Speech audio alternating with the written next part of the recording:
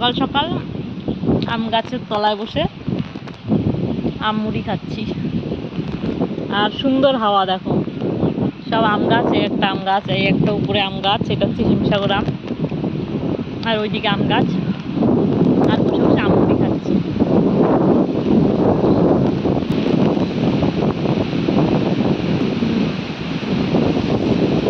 দারুণ স্বাদ, দারুণ।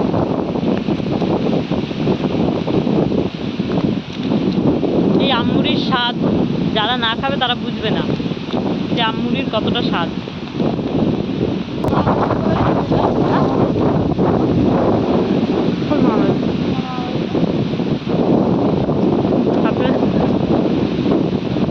হাতে লেগে গেছে, গাজরও লেগে গেছে, খাওয়া তো পারে না।